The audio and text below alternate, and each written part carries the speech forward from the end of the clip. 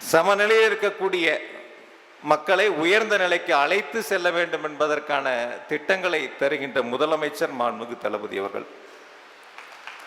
தம்பி, நீ செருப்பு போடுறியோ சாட்டையில் அடிச்சுக்கிறியோ, எங்களை பிடிக்கல, எங்கள் தலைவரை விமர்சனம் பண்ணுறோன்னு நினைக்கிறேல்ல, அப்புறம் ஏன் நாங்கள் கொண்டு வர திட்டமெல்லாம் வேற மாநிலத்தில் போய் வாக்குறுதியாக கொடுக்குறீங்க, ஓட்டை கேட்குறீங்க?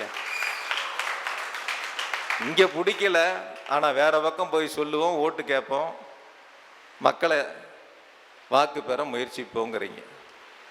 ஒரு அரசு எப்படி செயல்பட வேண்டும், என்ன திட்டங்களை செயல்படுத்த வேண்டும், எப்படி வாக்குறுதிகளை கொடுக்க வேண்டும், அதை எப்படி நிறைவேற்ற வேண்டும்? நீங்கள் என்ன சொல்கிறீங்க? 2000 கோடி நிதி தர முடியாதுங்கிறீங்க. மும்மொழி கொள்கையை ஏற்றுக்கலனா நீ 2000 கோடி இல்லை 10,000 கோடி கொடுத்தாலும் ஏற்றுக்கொள்ள மாட்டோம் என்று நெஞ்சுரத்தோடு இருக்கக்கூடிய முதலமைச்சர் மாண்புமிகு தளபதி அவர்கள் மிக தெளிவாக சுட்டி காட்டினார்கள். 2000 கோடி என்றால் 2000 ஆண்டுகளுக்கு பின்னோக்கி தமிழ்நாடு சென்று விடும் என்று ஒரு நெஞ்சுரத்தோடு ஒரு முதலமைச்சர் தன்னுடைய கருத்தை முன்வைக்கிறார் என்று சொன்னால் அது தமிழ்நாட்டினுடைய முதலமைச்சர் மாண்புமிகு தளபதி அவர்கள்தான். 2/3 பங்கு நீர்ப்பரப்பு கொண்ட நிலத்தில் முழுவதுமா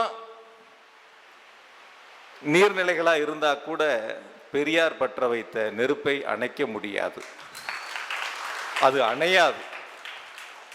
அப்படிப்பட்ட நெருப்பு, பெரியார் பற்ற வைத்த அந்த பெரும் நெருப்பு தமிழ்நாட்டில் இந்த தலைமுறைகள் அல்ல, இன்னும் 100 தலைமுறைகள் கடந்தாலும் அடுத்த இளைஞர்களையும் தமிழ்நாடு திராவிட மண், பெரியார் மண் என்பதை நிரூபித்து கொண்டே இருக்கும். பெரியாருடைய வழியில், அண்ணாவுடைய வழியில், கலைஞருடைய வழியில் நெஞ்சுரத்தோடு ஆட்சி நடத்தக்கூடிய முதலமைச்சருக்கு துணையாக துணை முதலமைச்சர் அவர்கள் கருத்துக்களை முன்வைக்கின்றார்கள், நீதிமன்றத்திற்கு செல்லுகின்றார்கள். நீதிமன்றத்திலும் தான் வைத்த கருத்தை சிறிதும் மாற்றாமல், நான் சொன்னது உண்மை, அப்படித்தான் சொல்வேன், இது பெரியார் மண் என்று உறுதியோடு நிற்கக்கூடிய துணை முதலமைச்சர் அவர்கள். பெரியார் மண்ணில் வந்து வாக்கு சேகரிக்கின்ற பொழுது பெரியாரை இழிவுபடுத்தி விட்டால் ஏதோ ஒரு தேச தியாகி ஆகிவிடலாம் என்று சிலர் கருத்துக்களை முன்வைக்கின்றார்கள். ஒரு நொடி போதும் பேசியவர் மீது அந்த இடத்தில் அடுத்த கட்ட நடவடிக்கை எடுப்பதற்கு. ஆனால் அப்படி ஒரு நடவடிக்கை எடுக்காமல் நீ என்ன வேண்டுமானாலும் பேசலாம் என்று நினைக்கின்றாய். ஆனால் நீ பேசுகின்ற கருத்து உன் வீட்டு வாட்ச்மேன் கூட கேட்க மாட்டார், வேலைக்காரன் கூட கேட்க மாட்டார்.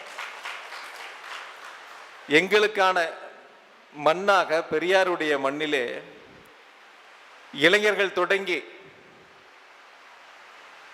இளம்பெண்கள் தொடங்கி பெரியவர்கள் வரை இன்று சமூக நீதி என்ற ஒரு கருத்து ஓங்கி ஒலிக்கிறது என்று சொன்னால் பெரியார் பற்ற வைத்த அந்த பெரும் நெருப்பு தான் இன்று இளைஞர்களை முன்னெடுத்து செல்கின்றன. எனவே இந்த பெரியார் என்னும் பெரு நெருப்பு என்ற தலைப்பிலே மிக சிறப்பான ஒரு நிகழ்வை ஏற்பாடு செய்திருக்கக்கூடிய அன்பு சகோதரர்கள் அனைவருக்கும் என்னுடைய நெஞ்சம் கலந்த நன்றியை மீண்டும் ஒரு முறை தெரிவித்து கொண்டு, விரைவில் மிக மிக விரைவில் கோவையில் மிக பிரம்மாண்டமான ஒரு மாநாட்டில் நாம் கருத்துக்களை முன்வைப்போம், அதற்கு நாங்கள் தயாராக இருக்கிறோம் என்று சொல்லி இந்த அரங்கத்திலே வந்து பங்கெடுத்திருக்கின்ற அனைவருக்கும் என்னுடைய அன்பு கலந்த நன்றியை தெரிவித்துக் கொள்கின்றேன்.